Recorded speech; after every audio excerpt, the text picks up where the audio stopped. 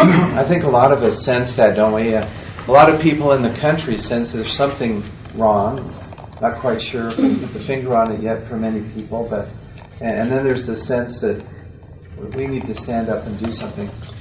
Dallin, we missed you. Do you want to? I'm Dallin Durfee in the physics department. I'm just here to listen. Dallin's a physics professor at BYU, and glad you could come. I'm going to stand over here, and I'll try to respond to a few things. But which first thing again? Scott said about getting to know each other. You see, that is really helpful, and to me, and I'm sure to all of us.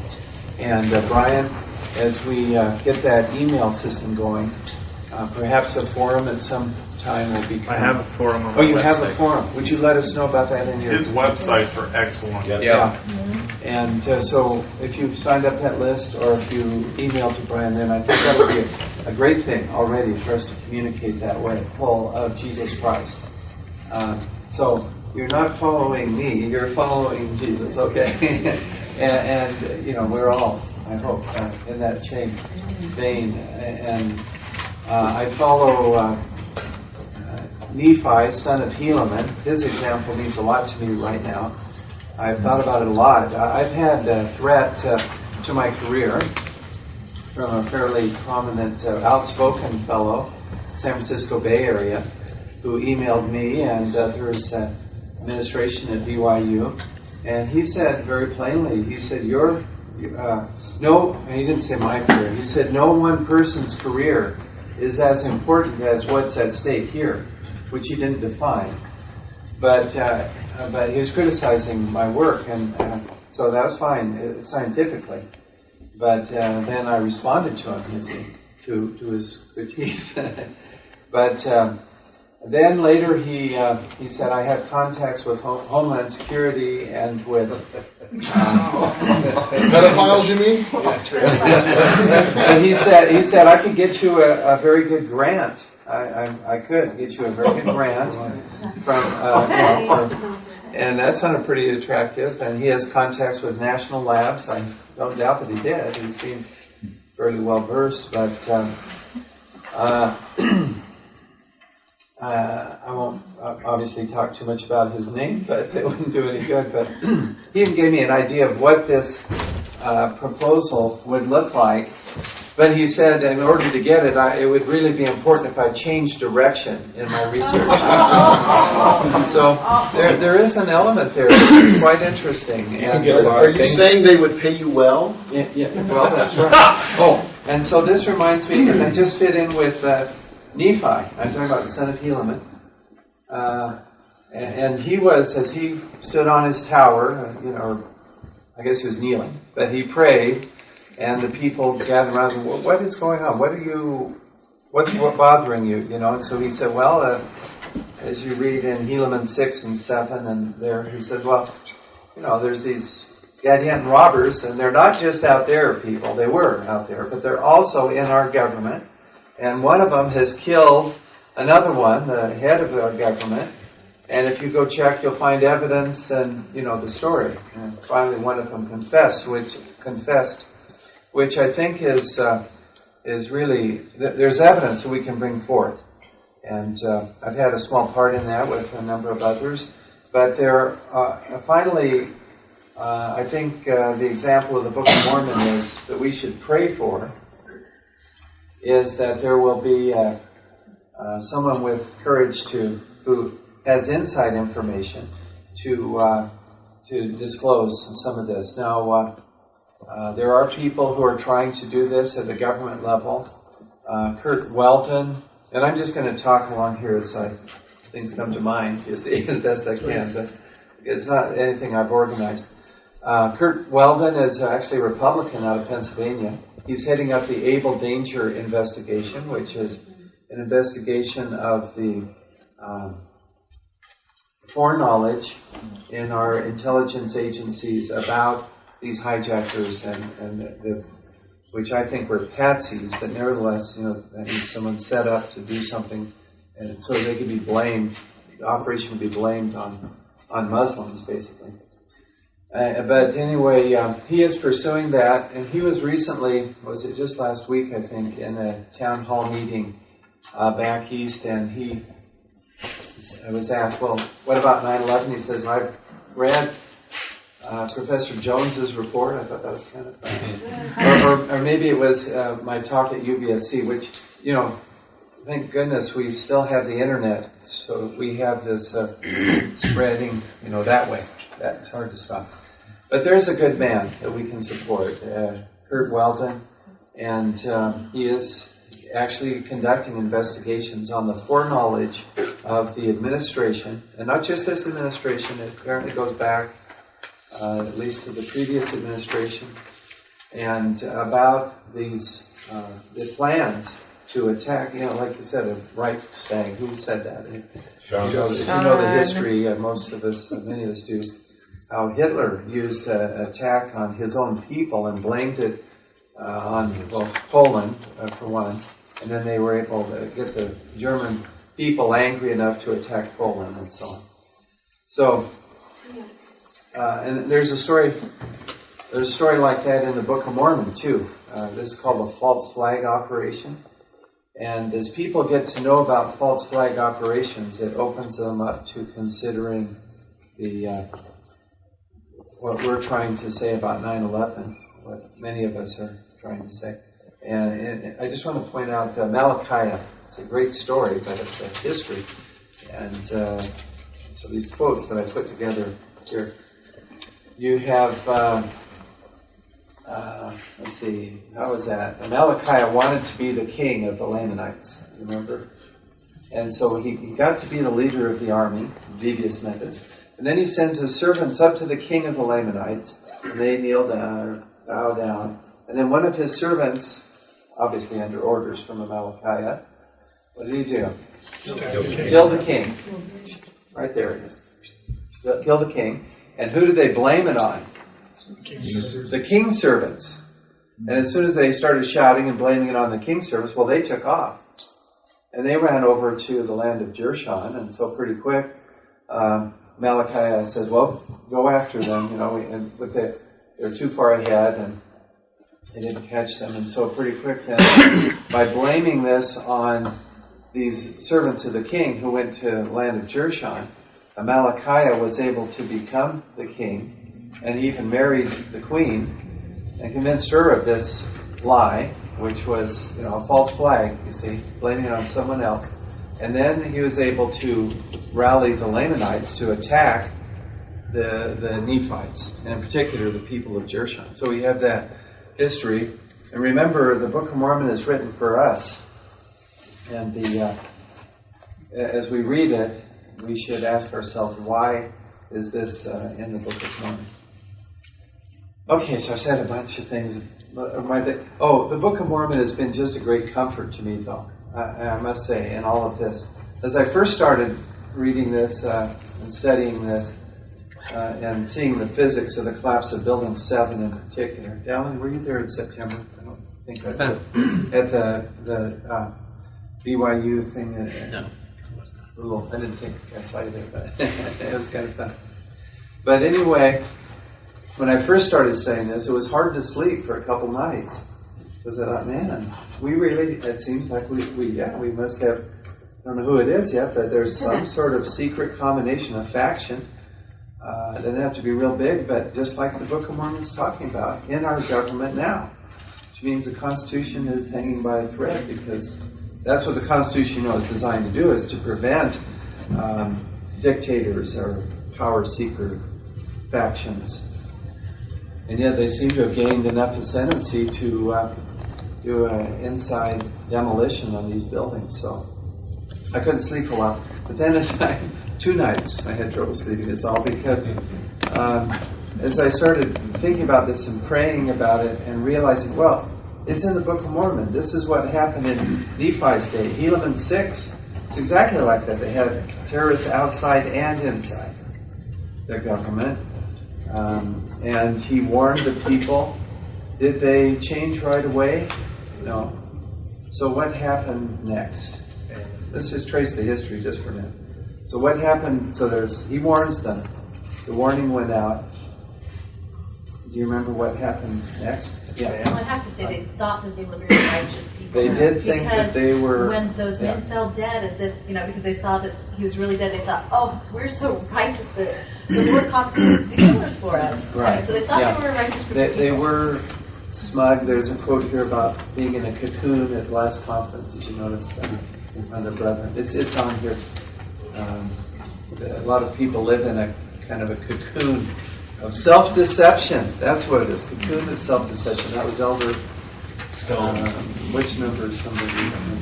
Elder Stone. Elder Stone. Thanks. It's quoted. Well, this was really the only occasion in the Scriptures where a prophet solves a murder mystery. Right. True. And it's very interesting how that happened, isn't it? And all of the elements of this particular situation, where there were 5 people who went to the murder scene, and they were arrested, right, and thrown in jail. All of this, and then later on, Nephi is given the sealing power. That's right. That's correct. And then what happened after that? Do you remember? What did he pray for? Because that's exactly right. The people weren't repenting and cleaning up the government, so he did actually pray for a famine. And because the people, there's so much violence. Obviously, the Lord doesn't like violence. And this is a reminder we can pray for a resolution of some of these problems. And I think that's one of the main things we need to commit to is to pray, each of us. And so one of the main points of this is that he was a prophet who declared to the people who the secret band was. And because of this, there was a great amount of pressure applied to the members of the church, persecution. That's true. So because of this. Because he declared to the people who the secret band was. Right. Did all the people accept Nephi then? No. Did they all reject him? No. There were some that accepted his warning and some that rejected. Let me just carry on for a minute about a quoted President Hinckley. And Sean pointed this out to me. Sean Matthew. It's point number 1. And this is in the Ensign of last August. Now read it this way where you're thinking about what's really going on. See if it doesn't sound pretty good.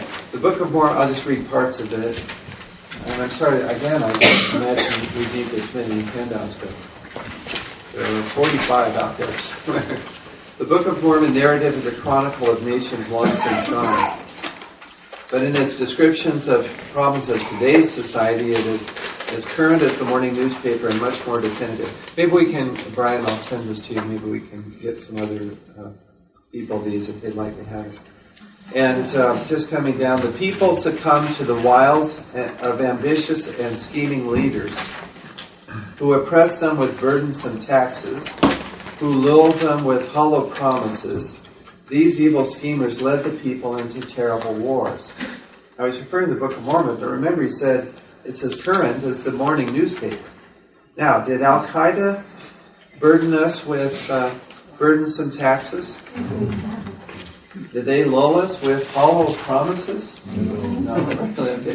Who was Al-Qaeda until 9/11? Yeah, that's right. And then at the priesthood session, and I quoted this, I just wrote it down because I was listening to President Hinckley. He said right near the start of his talk, we are involved in terrible wars. And so again, before in August he's talking about the Book of Mormon people, but saying it relates to our day. And now he says, today we are involved in terrible wars. And so I think that President Hinckley has a lot of insights, but you just have to read it, what he says. I don't know quite how to say that. I think he's telling us what we need, and preparation and so on. Yeah. Did the brethren talk to you about your efforts? No. Has the administration of BYU talked about your influence and reception? Very little. The feedback, there is some feedback from BYU. It's a fair question. And the dean of our college, very good man, and our chair, also a good man, had talked to me a few times, like 3 or 4. And the main concern is that they don't, it's a question of getting into the media, the press. And this is why the dean was pretty clear, it's better if you don't give live interviews and that sort of thing, or too much media interaction. Stick with the scientific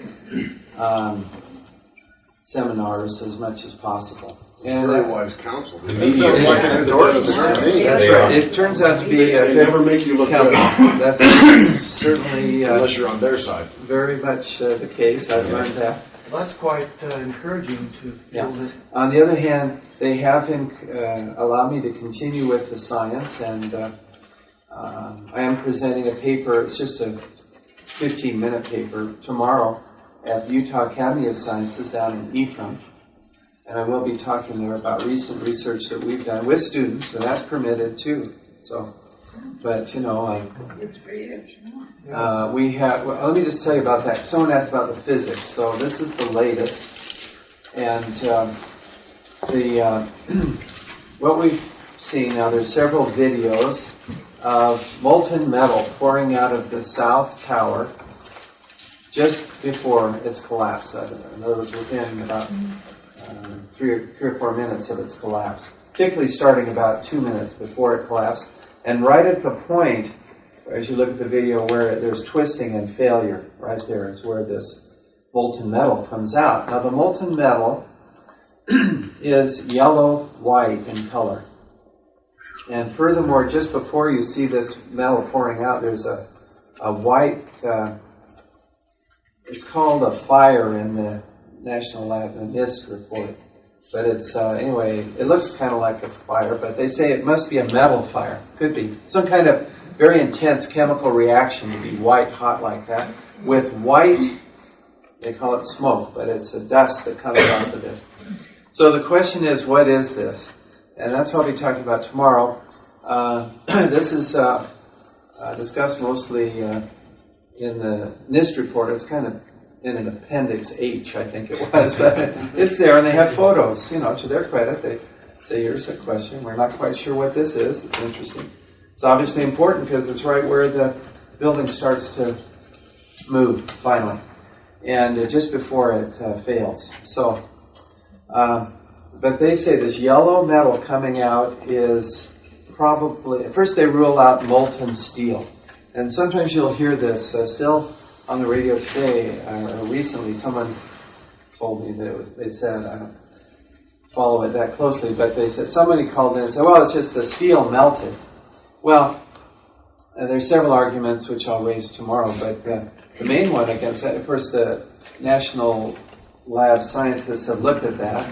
The fires did not get anywhere hot enough to melt the structural steel. That's number one. Number two, the NIST commissioned underwriter labs to do actual tests on models. These are floor assemblies for the tower, and actually model them and then subject these to very severe fire endurance tests. Well, the steel did not melt in any of those tests. And in fact, and this also is in the report, the floor assemblies, the models, they couldn't even get them to collapse. See? What kind of loading were they? They were under significant load. I mean, this was a model, and they explained that. So it's appropriate for the strength of the material they were using. Yes, the model. they tested all that. I mean, this is carefully done, and the intensity of the fires was, well above what we just expected to happen. So, I mean, they pushed it, but and they say the loads. It didn't fail. Now that's an important point. The actual models, and this is in my paper, but maybe I need to emphasize this a little more, is that the models did not fail. They didn't melt, but they didn't even warp enough to fail. You see what I'm saying? And so those experiments have been done. There was no melting. So what is this yellow hot metal coming out? Well, in the NIST report, they say, and it's said as a speculation, this perhaps is the airplanes, or the airplane, not too far away, it was maybe 100 feet away, that melted, and the molten aluminum made it over there.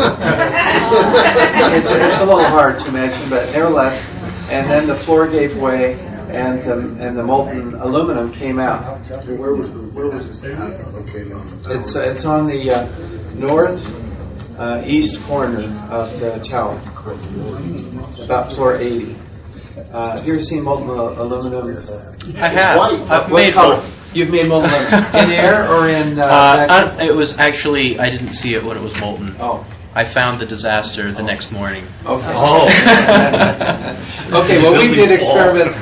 So we did experiments with Wes Lifforth, you know Wes, and we in a steel pot, and we melted aluminum, and of course Wes is very experienced, and John Ellsworth also said it doesn't turn yellow when you get it hot under daylight conditions. Now in the dark, so let me just explain a little bit. Molten metal, well, like in these incandescent lights, when you heat a metal, they incandesce, they glow. And red is about 600 centigrade. I have to use centigrade. Sorry, I can't remember all the Fahrenheit conversions of that. Yellow is about 1,000 to 1,100 centigrade. Steel melts at 1535, structural steel, approximately. Depends a little on the alloy. But anyway, so it's way above yellow hot where it melts, and way above what you get with fires. Fires get up to about 1,000 centigrade, but that's just the fire, not the steel. It takes a long time to heat the steel. So back to the aluminum that these guys are surmising is coming out of this building. The trouble is we did experiments with Wes, it doesn't turn. The pot is red hot now as he's pouring it out. The aluminum's still silvery. Right. So I said, well, heat the pot up. Use oxyacetylene torch, and heat the pot up. We got it up to yellow-white hot, the pot, and inside the aluminum was still gray, silvery gray. That's right. Have you worked with molten aluminum? I've worked at Geneva. I know all about melting metals and what temperatures they go at. I'm a See, welder. This is great. I'm also a I'd like to have contractor. you look at this paper as we work on a little more. But anyway, so then I said, well, let's try this. Put your torch right on the aluminum. Let's heat this right up, So for about 40 seconds, that's a little scary. But it didn't, you don't know what it's going to do. Gas on aluminum. Yeah, you'd have aluminum oxide peel off in layers as he's doing that. But the aluminum throughout this process stayed silvery gray. It never looked yellow hot. And I said, well, if you did that to steel, yes, it would be yellow hot easily within this time with this treatment. But the aluminum continued silvery gray. So the point is, it's not aluminum coming off of there.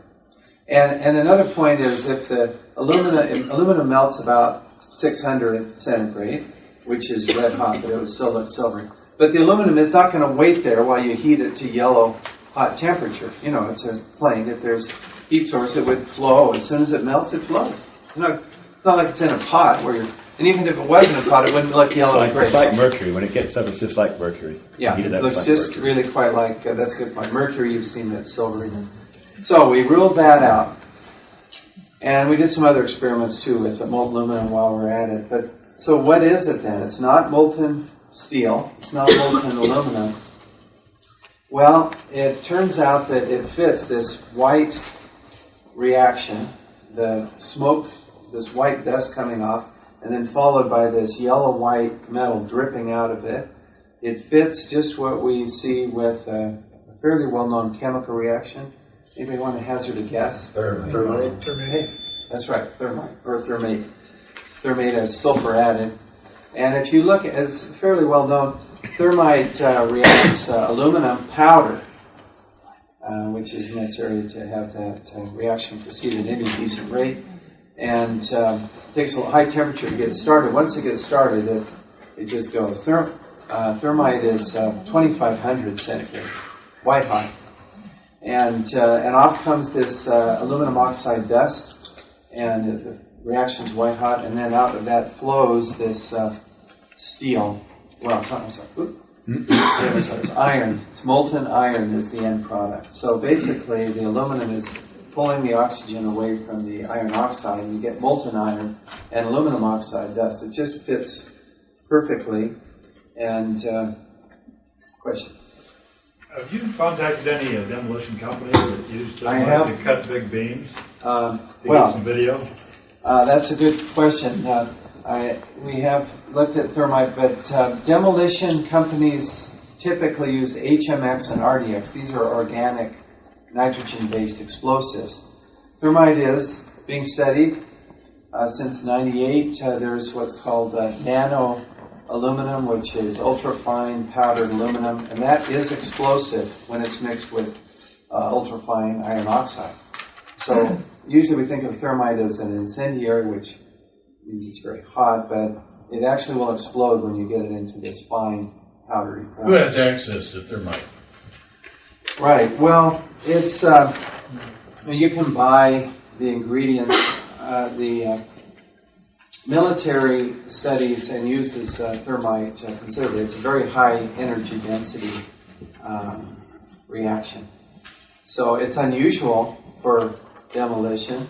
I asked the demolition expert, have you ever seen, when you collapse a building using standard organic explosives, have you ever seen molten metal? He said, no. Buildings collapsing don't produce molten metal, which was in pools beneath the towers and Building 7. And again, it looks like thermite would be used. There's some reasons why that's a good idea, but...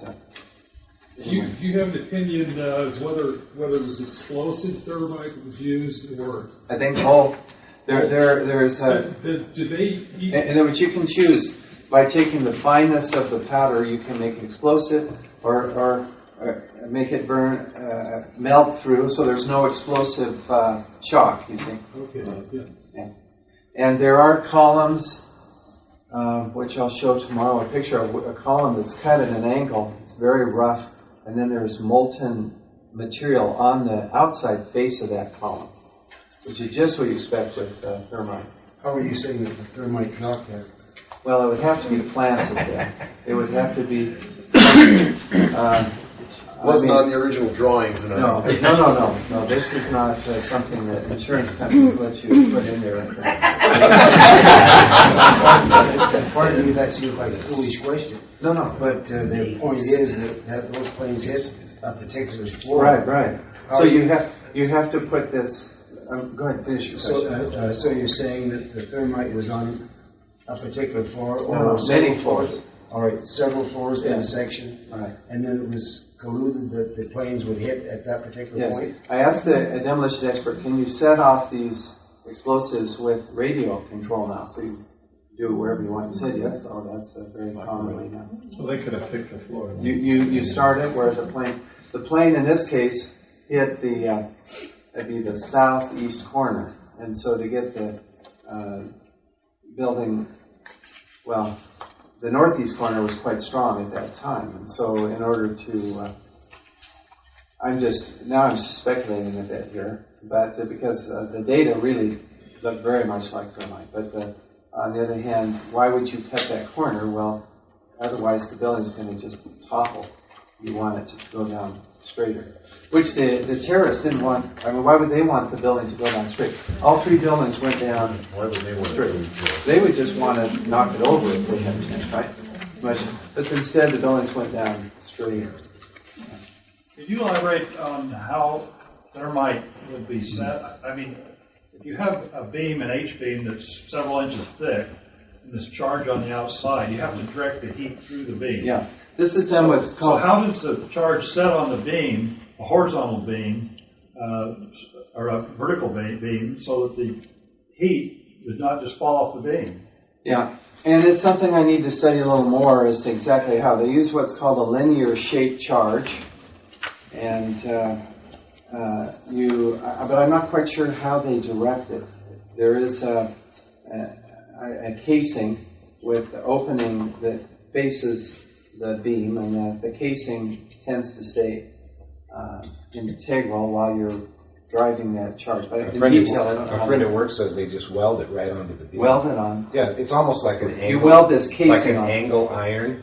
just welded on there, so everything's directed that. And so then it directs it into the beam. You know, in ballistic missiles, they use FLSC to separate the different stages. When I was in the Navy, we used to work a lot with FLSC that would be made of different things, beryllium and other things. Yeah. But, Yeah, so see, right. It didn't have any direction, it was just... Yeah, well, in this case, you can get it to be directional. Now, it takes, you have to have a crew of people with access. And a number of the researchers, I'm working with the Scholars for 9/11 Truth group. And Scholars for 9/11truth.org is one way to get there.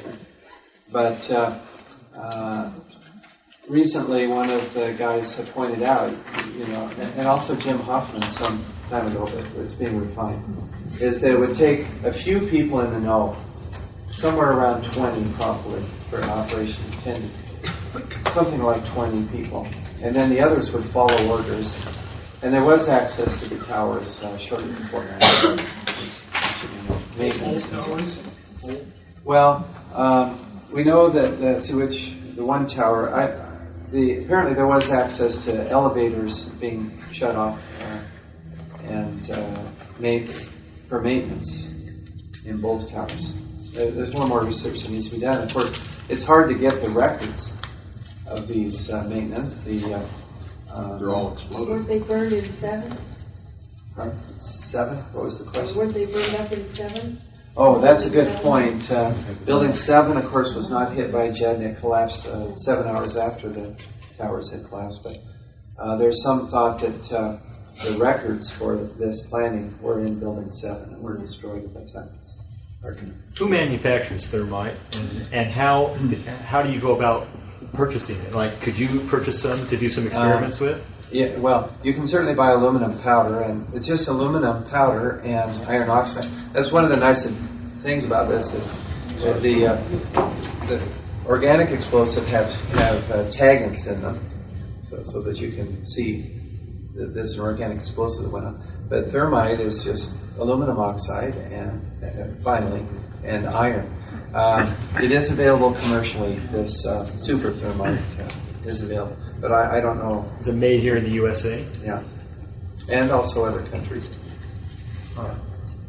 Canada is a big producer. Do you have to have a special license to purchase it? I don't know. It's a good question. You have to have a clearance for it. It would be nice to know if someone bought a large quantity of this stuff. I'm leading on to that. Like, is there a way to locate a big purchase of it? I mean, there's other more direct, and to me, well, let's see. Let me just.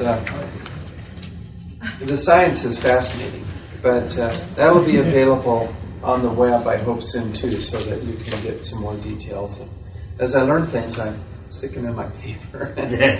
So, we're up to draft 5.8. That's why. However, I'll probably have to start doing another paper because that version finally is going to be published, and so that kind of fixes it, Mr. Jones, can I ask a question? Yeah. Rumor, and I don't know where this came from, but that you were seeking metal from the collapse. Yes, that's true. Have you been able to obtain it? Yes, we do have a sample of the solidified, previously molten metal from the South Tower, and we are proceeding with testing. The testing isn't complete. Jeff Farrow is helping on that, actually. Is it the real thing? This is one of the problems. It's not like the... now they know your intent. Why would they give you... It wasn't they. Gunpowder for the bullet. Did you have a source to get that? Yeah. There's a fellow who works with 9/11truth.org, another great group, by the way. They're a great group of people. And anyway, Mike went out to New York and had contacts so that he was able to get that. Basically what we're doing is archaeology that's only... Minutes old. 4.5 years old, but it's a little tricky because there is resistance to releasing these. And one of the, if you notice on the ST911, the Scholars for Truth 911, ST911.org, we have a petition which I'd encourage you to sign. It's up to about 7,000. We've asked for a sample from the slag that I call the solidified molten metal that's officially was gathered and sequestered, and it's saved now at a hangar at JFK Airport. We would also like to test that. It's rusty, so we know there's a lot of iron in it. But without analyzing it, we can't determine for sure yet the origin. But we did get another sample, but so far we have not had a lot of cooperation with. I mean, I've written to guys that Professor Barnett and Sisson and Cahill. Two of them did not respond at all. One of them sent me some information, but it's not what I asked for. So, you know, I'm just... Well, what if you're Let's try here then. Is it true that unless you sample it yourself, you can be fed almost anything? What's that now? Well, once we sample it? Yeah, unless you sample it yourself from the source, it can be suspect. This is one of the problems. That's true. And that's why we ask for our own access to this. It's a huge, you've seen the photograph sample. It must be 5 or 6 feet long. Can you prove thermite? There's a good possibility we could if we get access to this material. I mean, the evidence, we already have this molten metal, you know, pouring out of the building. It's yellow, white hot, and we have other evidences as well. But this would clinch it, yes. It's just not a lot of cooperation. Has your life been threatened? And do you fear for your safety? Well, my wife does. But I mentioned my career was threatened by this fellow who's writing the administration and me, saying, and of course, then I didn't respond to that favorably. So he then presented me with this grant. He said it'd be a large grant from Homeland Security. And I can be sure and get that to you. Is he church related, this guy? I'm not sure, actually, if he's LDS or anything. I don't know. So they would control the study? Yeah, well, they grant you the money. You could buy anything in the world with money. Nephi was offered. Not Dr. Jones.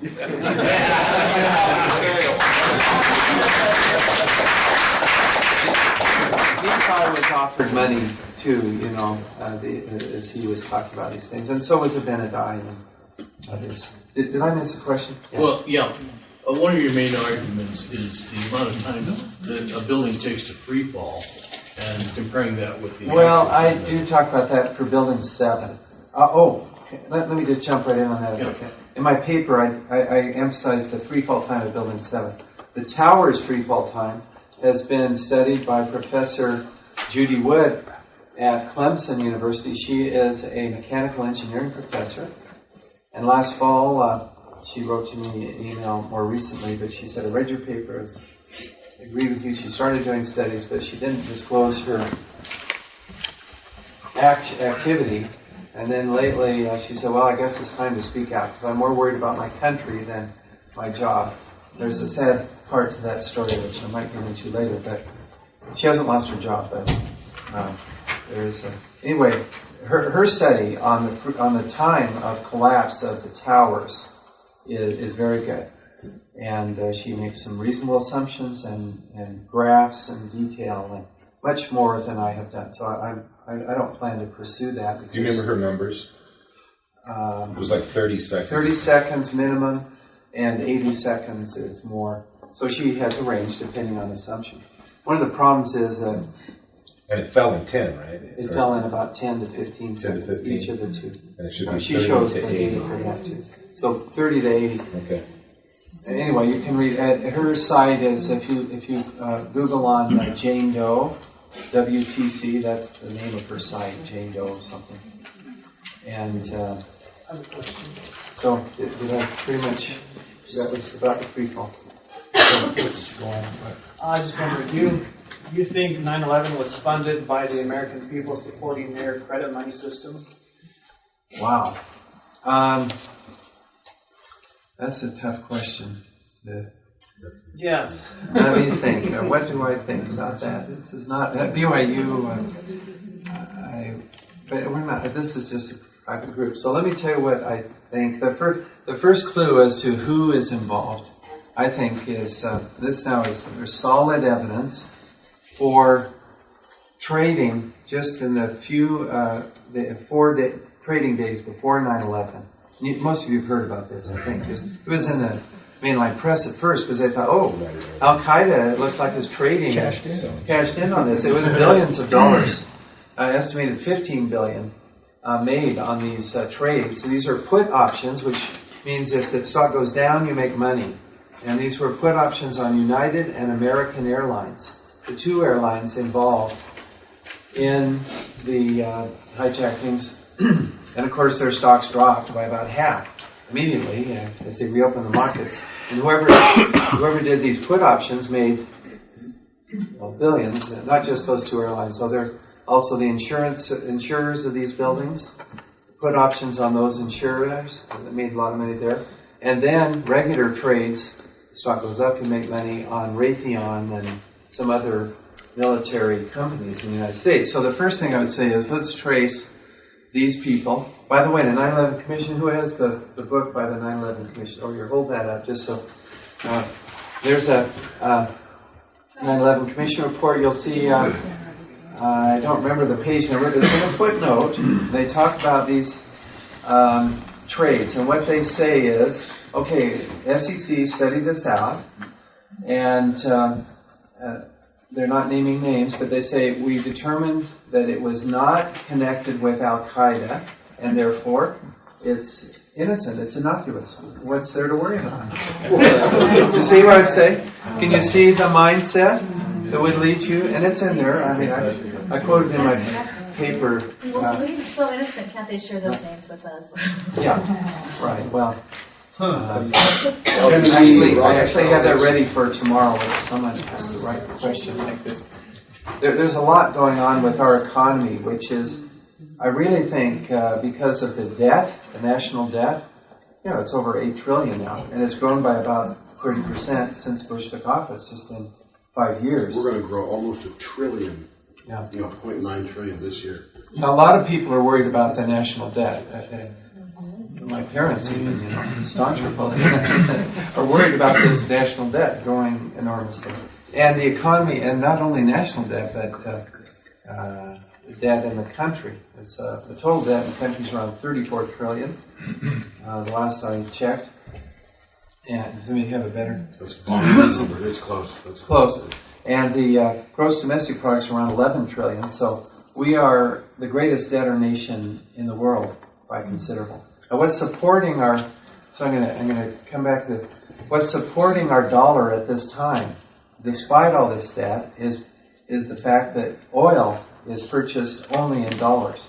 So it's like the Constitution calls for a gold standard. We got off that, unfortunately, gold and silver, but we are on effectively an oil standard because oil can only be purchased in dollars. And that was set up by Kissinger in the 70s. I don't know why people agreed to it, but they did. Now, Iraq said we're going to start selling oil in euros. Shortly thereafter, the United States attacked Iraq. Iran announced several months ago that they were going to start selling their oil in euros. Venezuela.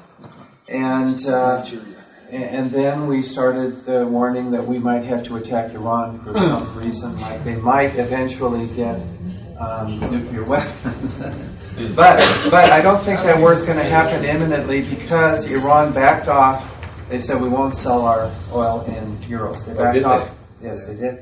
That was not in the mainstream. But other European countries have more news coverage of this type of thing. Watch BBC News. Which one? BBC News is BBC is actually pretty good. Lou Dobbs is great. Yeah. Barbara Jean's great. By the way, we sent warships off the coast of Venezuela too, to sort of warn them that they were talking about selling oil in euros. I think that's a big fact that we have to remember is that they being administration is. I mean, there's concern about our economy, which is not disclosed to the public, but to use warships and threatening war to preserve our economy is just, it's not right. Hey, the Rockefellers don't like that Euro stuff. No. But anyway, Chris. Supposedly I heard there was like a figure in multiple $trillion that was some reported unaccounted for in the government budget Pentagon, 2 days before 9/11. That's the Pentagon. The day before 9/11, Rumsfeld announced that we can't find it was 2.3 trillion, if I remember the number. How much? I saw 2.3 trillion. In the hearing, they blamed it on the computer systems.